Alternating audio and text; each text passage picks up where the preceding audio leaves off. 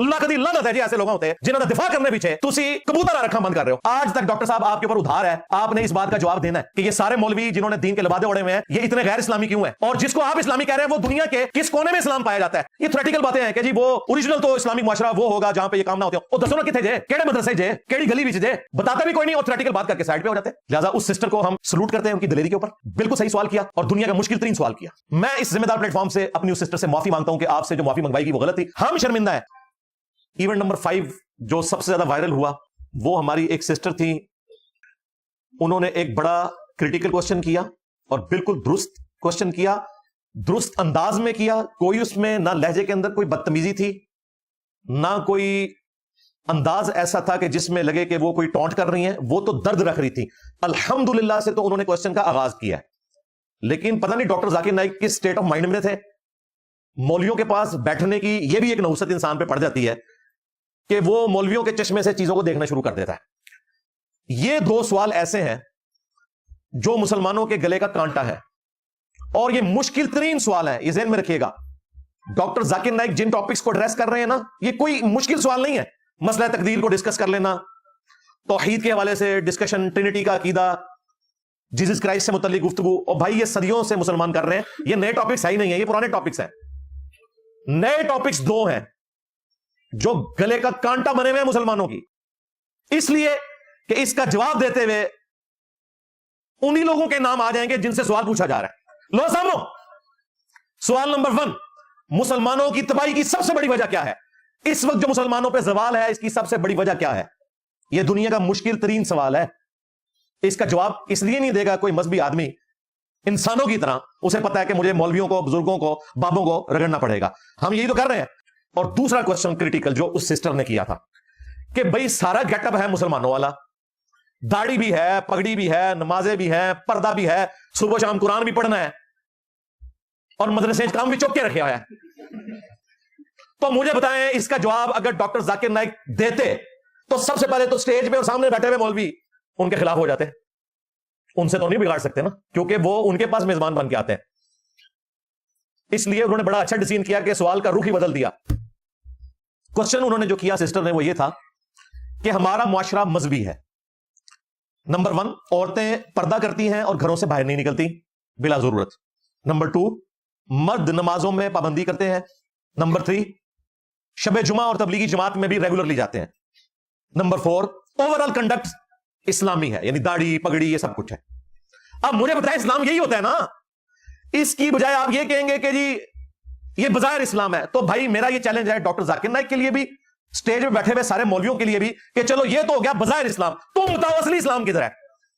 लो साहब, हाँ, असली इस्लाम जामिया अशरफिया के अंदर मौजूद है या मुफ्ती अजीज साहब की बैठक के अंदर इस्लाम मौजूद है? और भाई इस्लाम यही है ना, जब गैर मुस्लिम देखेगा या मुसलमान भी देखेगा, इस्लाम क्या वो देखता है कि औरतें पर्दा कर रही हैं, मुसलमान नमाज पढ़ रहे हैं, दाढ़ी रखी हुई है, पगड़ी रखी हुई है, हाफिज़े कुरान है, मदरसे में जाते हैं। ये कौन सी चालाकी है कि जी इस तरह तो इस्लाम नहीं होता? और क्या होता है इस्लाम? भाई अपनी गलतियों को छुपाने के लिए सवाल का रुख ही मोड़ दिया। और जो लोग वकालत कर रहे हो कह रहे हैं उनको समझ लगी, और समझ अनुसारी है भाई, उन्हें तो समझ लगी है कि मैं जवाब देता तो बढ़ना क्या है मेरे नाल। उन्होंने सवाल रिपीट भी किया है। अच्छा चलो, समझ नहीं लगी और बाद में समझ लग भी गई और माफी भी मंगवा ली, उसके बाद तो जवाब देता। जवाब कोई नहीं दिया डॉक्टर जाकिर नाइक ने। आज तक डॉक्टर साहब आपके ऊपर उधार है, आपने इस बात का जवाब देना है कि ये सारे मौलवी जिन्होंने दीन के लबादे ओढ़े हुए हैं ये इतने गैर इस्लामी क्यों हैं, और जिसको आप इस्लामी कह रहे हैं वो दुनिया के किस कोने में इस्लाम पाया जाता है। अगर अफगानिस्तान की मिसाल दोगे ना तो मैं बताऊंगा कि अफगानिस्तान के गवर्नरों की वीडियोस निकली हुई हैं अपने लड़कों के साथ मुंह काला करने की। इस वक्त के जो गवर्नर है, ये उन्होंने चीजें हाईलाइट करके ना, उस सिस्टर ने कहा कि लेकिन फिर भी हमारे मुआशरे में ड्रग्स का इस्तेमाल है, नशावर चीजों का। अब उनको कौन बताया कि यहां लोग तबलीगी जमात के बिस्तरों में हेरोइन स्मगल करते हैं, राइवेंट लेके जाते हैं और उसे आगे बांट देते हैं। हाँ, वो हमें पता है, इसमें तबलीगी जमात का कसूर नहीं है, लेकिन तबलीगी जमात में ऐसे लोग मौजूद है। फिर उन्होंने कहा कि बदकारी भी है। नंबर 3, बच्चों के साथ जिनसी ज्यादती, ये तो आपको पता है कि खासा है उस इलाके का। ऑफिशियली उन्होंने जिस तरह लोगों ने बीवियां रखी होती है ना, इस तरह लड़के रखे हुए। और जो मौलवी मदरसों के अंदर कर रहे हैं, वो ईदी साहब के हवाले से जब मुफ्ती ज़र वली की स्टेटमेंट आई थी तो मैंने उसे इल्मी नेज़े की नोक पे लिया था। उस वक्त लोगों को बड़ा बुरा लगा, लेकिन बाद में अल्लाह ने साबित किया कि कोई नहीं बचा। मुफ्तियों की वीडियोस भी निकली और देखा है कि मुफ्ती दिफा करने के लिए भी आ गए कि इस्लाम की बदनामी हो रही है। जिस दिन मुसलमान इस चीज से बाहर निकलेगा ना, کہ جی مولوی کے خلاف بات کرنے سے اسلام کی بدنامی ہوتی ہے, اسی دن اسلام کا عروج شروع ہو جائے گا. پہلے مولوی بلی چڑھانے پڑیں گے تمہوں. ہاں, اور یہ کام ہمارے ناتواں کندھوں پہ نہیں, اللہ کے وجہ سے مضبوط کندھوں پہ ہے. میں نبی سا ہے ہی کوئی نہیں, تیرے بابے تھے شاہ ہی کوئی نہیں.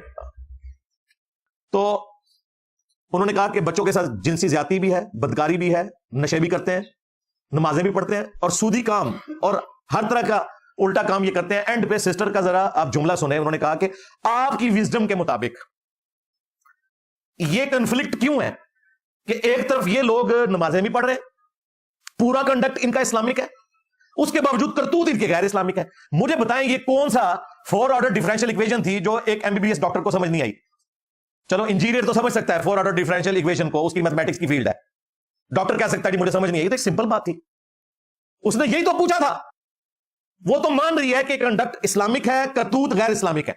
تو آپ کی عقل کے مطابق اس کے پیچھے ریزن کیا ہے؟ اس نے اعتراض نہیں کیا ڈاکٹر ذاکر نائک کے اوپر یا کسی مولوی کے اوپر, اس نے جنرل بات کیا. اس نے پوری گفتگو میں کوئی مولوی کا کسی مدرسے کا ذکر نہیں کیا, اوورال کنڈکٹ کی بات کی.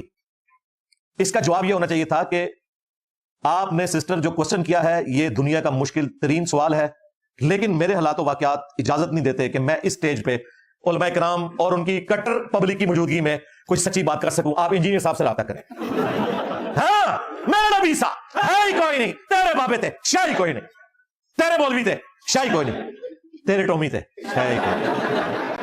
بجائے یہ کہنے کے کہ ان مذہبی لبادہ اوڑھنے والے لوگوں کے قول اور فعل میں تضاد ہے, ڈاکٹر صاحب کہہ رہے ہیں آپ کے سوال میں تضاد ہے. اندازہ کرو.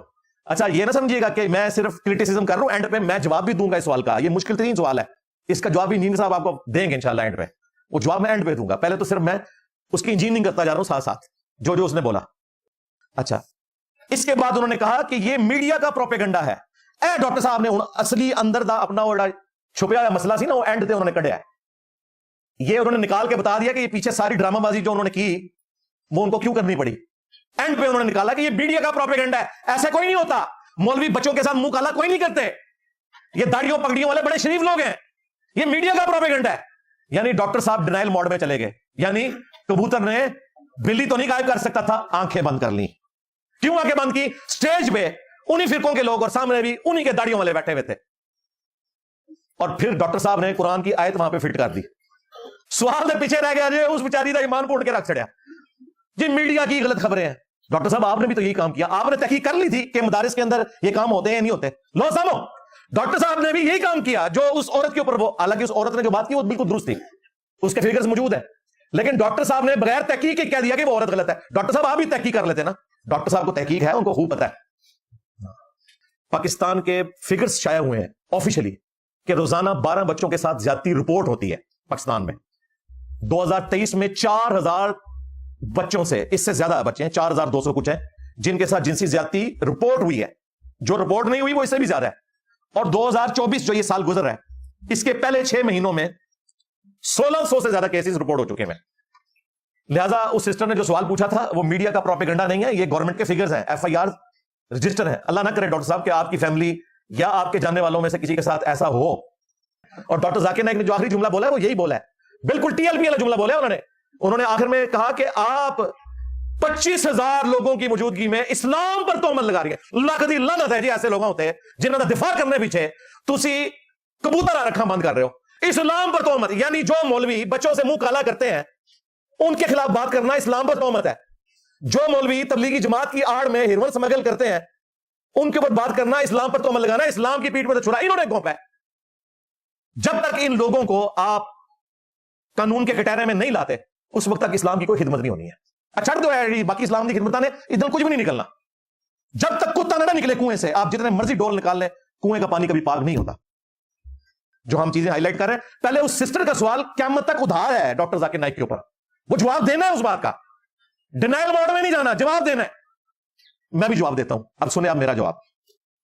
پہلے تو میں ڈاکٹر ذاکر نائک حفظہ اللہ کو ان کے بزرگوں کی خبر دوں گا. 800 سے 700 سال پہلے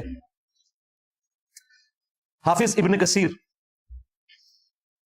رحمہ اللہ تعالی نے تاریخ ابن کثیر لکھی. 774 ہجری میں فوت ہوئے, آج چل رہا ہے 1446 ہجری. یہ وہ خود لکھ رہے ہیں, کسی سند کی ضرورت نہیں ہے. 800 سے 700 سال پہلے اپنے زمانے کے بارے میں اور حافظ ابن کثیر وہ ہیں جو ابن تیمیہ کے شاگرد ہیں، وہابیوں کے امام ہیں، یعنی دیوبند اور اہل حدیث ان کو اپنا بزرگ مانتے ہیں، بریلوی بھی ان کا احترام کرتے ہیں۔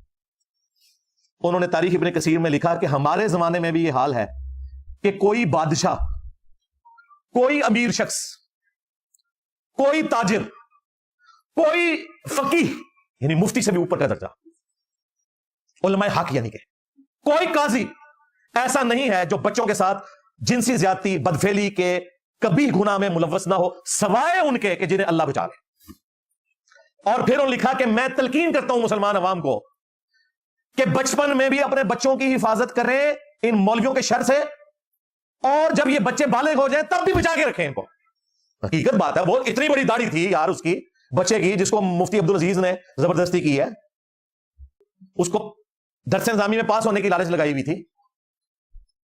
تو اندازہ کریں حافظ ابن کثیر اس وقت یہ بات کر رہے تھے 700 سال پہلے، یہ سارا کام اسی طریقے سے جاری تھا، اس لیے ان کو یہ بات کہنی پڑی۔ پھر میاں والا جو واقعہ ہے، حکایات اولیاء، اللہ کے اولیاء کی حکایتیں، آپس میں فوش مذاق بھی کر لیا کرتے تھے یار کیڑے اولیاء نے فوش مذاق بھی کر لیتے رہے، یہ ان لوگوں کا کردار ہے۔ اسی لیے صحیح مسلم میں حدیث ہے، اللہ تعالیٰ تمہاری شکلوں اور مال کو نہیں دیکھتا، دلوں اور اعمال کو دیکھتا ہے۔ اور مولویوں نے اور مذہبی طبقے نے شکلوں کے اندر پورا دین داخل کیا ہوا ہے۔ میں اس ذمہ دار پلیٹ فارم سے اپنی اس سسٹر سے معافی مانگتا ہوں کہ آپ سے جو معافی منگوائی گی وہ غلط تھی، ہم شرمندہ ہیں